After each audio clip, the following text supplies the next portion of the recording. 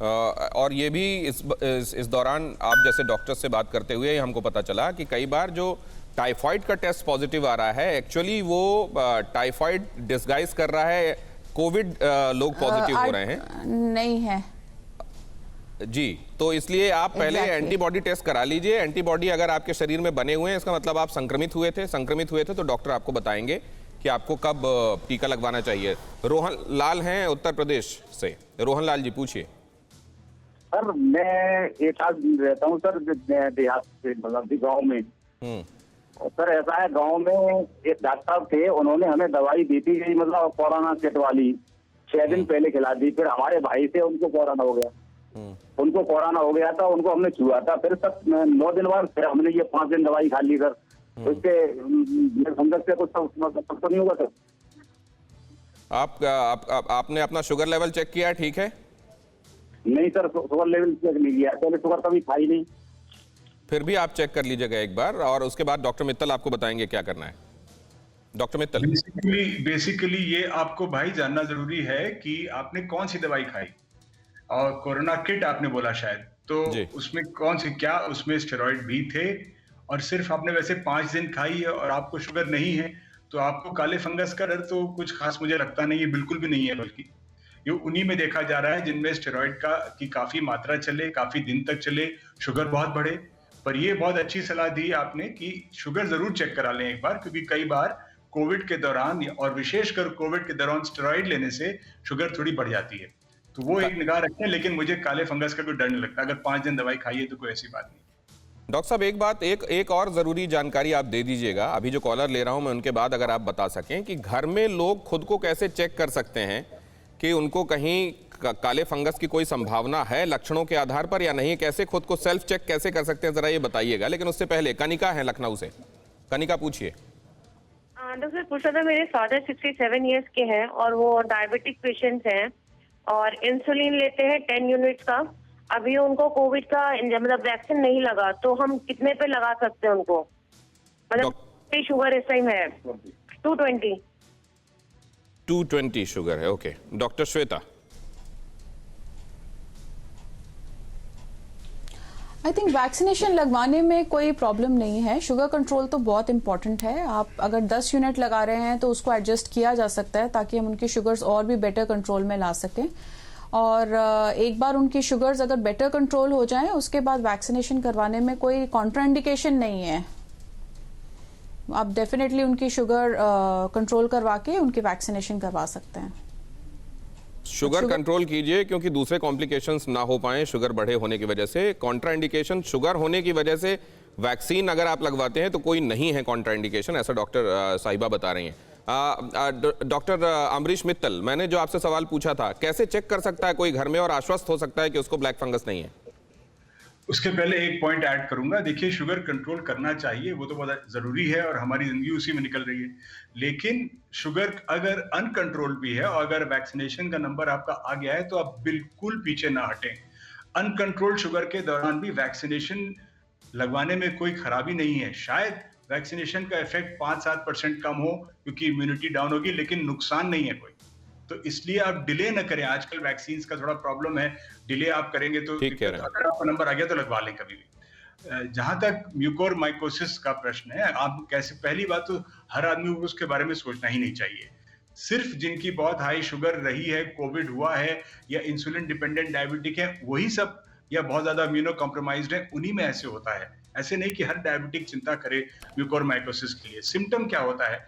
Symptom ये होता है कि जैसे नाक से आप कोविड से रिकवर किए हैं, हाई शुगर रही है, स्टेरॉइड चला है, तो नाक की एक तरफ से डिस्चार्ज होने लग जाए, या वह पपड़ी जैसा जम जाए, या नाक में दर्द और एक साइड के साइनस में, चेहरे पे दर्द, और फैलते फैलते पूरे फेस के एक हाफ में दर्द, या आंख में दर्द, या भौं के ऊपर यहाँ दर्द। ये सब साइंस होते हैं। मतलब नेजल डिस्चार्ज जो अनएक्सपेक्टेड हो, वो विशेषकर अगर वो काला हो या ब्लडी हो, तो उससे एक शक होता है। लेकिन ऐसे लोगों को जुकाम और ये अक्सर होता है, तो हर उसमें म्यूकोरमाइकोसिस का डर ना करें प्लीज। वो सिर्फ बहुत स्पेसिफिक सिचुएशंस में होता है, आमतौर पर ऐसे नहीं। और दूसरा इंपॉर्टेंट बात है कि एक व्यक्ति से दूसरे व्यक्ति को नहीं फैलता है। घर में एक को हुआ, जैसे कोविड फैल जाता है, उस तरह से म्यूकोर नहीं फैलता है। एक किसी को हो गया है तो बाकी सब सेफ हैं। असीम है हमारे असम से अगले दर्शक। असीम पूछिए। Good morning sir. जी गुड मॉर्निंग, पूछिए। सर मेरा बच्चे का थैलेसीमिया है, वो क्या वैक्सीन लगा है? थैलेसीमिया के पेशेंट हैं इनके बच्चे। उम्र क्या है उनकी? उनकी उम्र अभी 10 साल है। 10 साल है? हाँ। 10 साल तो बहुत कम उम्र है, और दूसरे फिर थैलेसीमिया, और अभी इस एज ग्रुप के लिए तो वैक्सीनेशन डिसाइड भी नहीं किया गया है, लेकिन बताएंगी डॉक्टर गोगिया इस बारे में। जी आपने बिल्कुल ठीक कहा। इतने बच्चों में तो अभी वैक्सीनेशन रिकमेंड नहीं की जा रही है। 18 साल से छोटे बच्चों में वैक्सीनेशन रिकमेंड नहीं की जा रही है, बट जो एडल्ट थैलेसीमिक पेशेंट्स हैं वो वैक्सीनेशन के लिए जा रहे हैं, सेफली जा रहे हैं। उसमें कोई कॉन्ट्राइंडिकेशन अभी तक सामने उभर के नहीं आई है, बट इनके केस में अभी वैक्सीनेशन का कोई स्कोप नहीं है। They will have to wait. Doctor Shweta, ये जो डॉक्टर साहब अभी बता रहे थे, डॉक्टर अमरीश ने बताए कुछ एक चीज़ें, ENT सर्जन होने के नाते कुछ आप ऐड करना चाहेंगे? घर पे लोग खुद को चेक करें तो कैसे तय कर सकते हैं कि उनको म्यूकोरमाइकोसिस हाँ, नहीं है? बिल्कुल।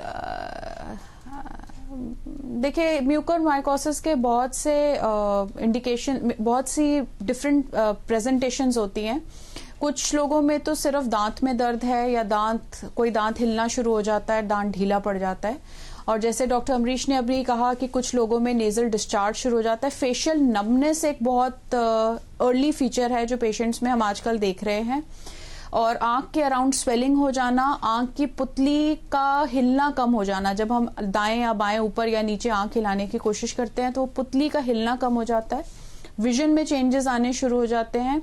दो दिखना शुरू हो जाता है, जिसको हम डिप्लोपिया कहते हैं। नॉर्मली जब ये म्यूकोरमाइकोसिस कुछ नर्व्स को इफेक्ट करता है तो पेशेंट को और कोई सिम्टम नहीं होता, लेकिन उसको डिप्लोपिया होना शुरू हो जाता है। आंख की पलक में स्वेलिंग आनी शुरू हो जाती है, और आपको तालू पे दर्द हो सकता है। कई बार कुछ केसेस में ये भी देखा गया है कि जब पेशेंट पानी पीता है तो वो नाक में आ जाता है पानी, जिसका कारण ये होता है कि तालू में इन्फेक्शन के कारण वहां पर बोन जो है वो इरोड होनी शुरू हो जाती है। तो पेशेंट्स इस स्टेज में भी हमारे पास प्रेजेंट कर रहे हैं। या फिर कुछ पेशेंट्स का अगर हमें ये पता चले कि वो ड्राउजी हो रहे हैं, उनका इतने वो नॉर्मली रिस्पॉन्ड नहीं कर रहे हैं, तो वो भी एक फीचर हो सकता है म्यूकोरमाइकोसिस का, स्पेशली अगर ब्रेन इन्वॉल्व हो रहा है तो। राइट। सुरेश चंद्र हैं फतेहपुर उत्तर प्रदेश से। सुरेश जी पूछिए। जी डॉक्टर साहब, हम 23 अप्रैल को मुझे कोरोना पॉजिटिव आए थे और मेरा इलाज हुआ है। अभी तक दोबारा जांच भी नहीं कराई हमने, तो क्या जांच करवानी चाहिए, या ब्लैक फंगस जो चल रहा है इसमें कुछ लक्षण पता, अभी कोई ऐसी दिक्कत नहीं है, क्या ये भी हो सकता है?